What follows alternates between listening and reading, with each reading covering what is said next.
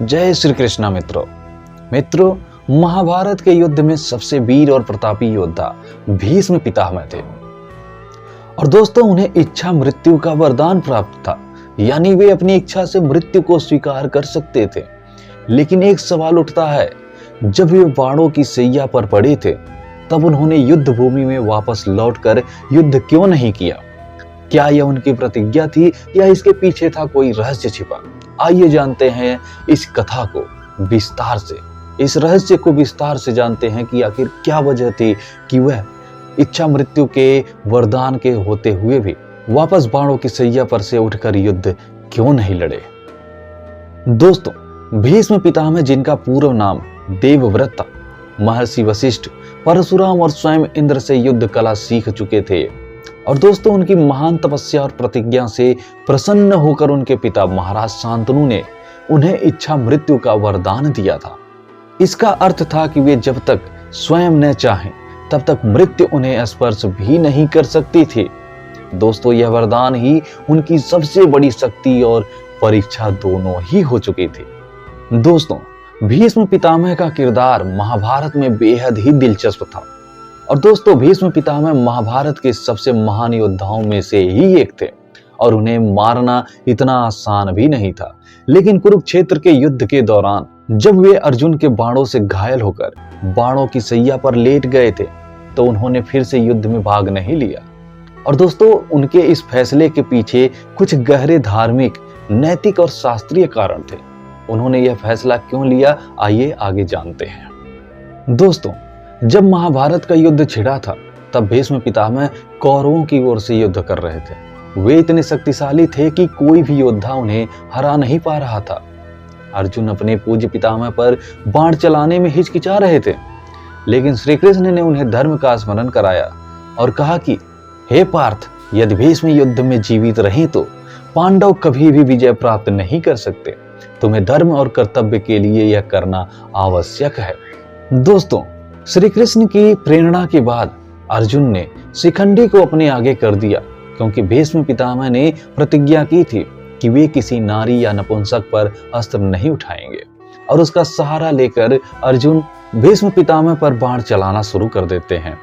और दोस्तों, अपनी प्रतिज्ञा के चलते भीष्म पितामह अपनी रक्षा नहीं कर पाते हैं और वे बाणों की सैया पर ही लेट जाते हैं। दोस्तों, भीष्म पितामह ने अपने जीवन में एक महान प्रतिज्ञा ली थी कि वे हमेशा हस्तिनापुर के सिंहासन और राज्य के प्रति वफादार रहेंगे। युद्ध के दौरान कौरव पक्ष का समर्थन करने का अर्थ था कि वे उस राज्य की रक्षा कर रहे हैं जिसकी वे सेवा करने के लिए प्रतिबद्ध थे।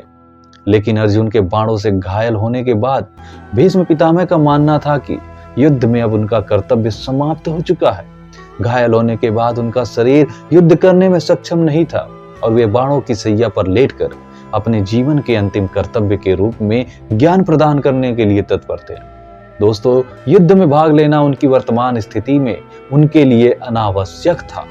दोस्तों, जैसा कि हमारे मन में यह प्रश्न उठता रहता है कि भीष्म पितामह को इच्छा मृत्यु का वरदान था, फिर भी उन्होंने युद्ध नहीं किया।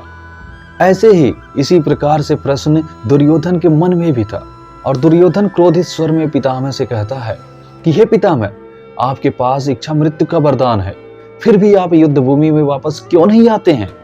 तब दोस्तों, भीष्म पितामह बड़े ही शांत स्वर में कहते हैं कि हे दुर्योधन, मेरा पतन शिखंडी और अर्जुन के बाणों से नहीं बल्कि मेरी ही प्रतिज्ञा से हुआ है। मैंने कौरवों के प्रति कर्तव्य निभाने का वचन दिया था, लेकिन मैं अपने अधर्म के साथ कभी नहीं था। अब यह युद्ध धर्म की स्थापना के लिए होना चाहिए। दोस्तों, भीष्म पितामह जानते थे कि यदि वे उठकर फिर से युद्ध करने लगेंगे तो यह ईश्वर की योजना में बाधा होगी। दोस्तों, भीष्म पितामह ने न केवल शरीर से बल्कि मन से भी अपने अस्त्र और शस्त्र को त्याग दिया था। और दोस्तों, भीष्म पितामह को यह भी ज्ञात था कि उत्तरायण में प्राण त्यागना मोक्षदायक होता है, इसलिए उन्होंने युद्ध समाप्त होने तक बाणों की सैया पर ही रहना स्वीकार किया। दोस्तों, युधिष्ठिर भी करुण स्वर में भीष्म पितामह से कहते हैं कि हे पितामह, आप हमें धर्म और राजनीति का ज्ञान दीजिए। दोस्तों, भीष्म पितामह एक महान योद्धा होने के साथ साथ धर्म और नीति के भी महान ज्ञाता थे। उन्होंने युद्ध में शामिल होने के लिए धर्म का पालन किया था, लेकिन बाणों की सैया पर आने के बाद उन्होंने धर्म के एक और आयाम को अपनाया, ध्यान, आत्मनिरीक्षण और ज्ञान का प्रसार करना। और उन्होंने यह महसूस किया कि अब उनका उद्देश्य युद्ध लड़ने के बजाय दूसरों को धर्म और जीवन के सत्य का उपदेश देना ही है। बाणों की सैया पर लेटे हुए भीष्म ने पांडवों को धर्म, राजनीति और जीवन की नीतियों पर शिक्षित भी किया था। दोस्तों, यह उनके जीवन का सबसे महत्वपूर्ण योगदान था। यदि वे युद्ध में फिर से शामिल होते तो उन्हें यह अवसर नहीं मिलता कि वह पांडवों को धर्म और राजनीति के और जीवन की नीतियों पर शिक्षा दे पाए। तो दोस्तों, यही थी भीष्म पितामह के बाणों की सैया पर लेटे रहने की कथा, और यही सब कारण थे कि उन्होंने बाणों की सैया पर से उठकर वापस युद्ध नहीं किया। दोस्तों, वे चाहते तो वापस युद्ध कर सकते थे, लेकिन उन्होंने अपने धर्म और ईश्वर की योजना को सर्वोपरि रखा। उनकी निष्ठा, त्याग और प्रतिज्ञा उन्हें महाभारत का सबसे महान योद्धा बना। तो दोस्तों, उम्मीद करते हैं कि आपको यह कथा अवश्य ही रोचक लगी होगी। तो दोस्तों, इस वीडियो को लाइक, शेयर अवश्य करें। और दोस्तों, हम अपने इस चैनल पर इसी प्रकार से ही अनसुनी और रोचक पौराणिक कथाएं लेकर आते रहते हैं। तो इसलिए दोस्तों, चैनल को सब्सक्राइब अवश्य कर लें और बेल आइकन को प्रेस कर लें।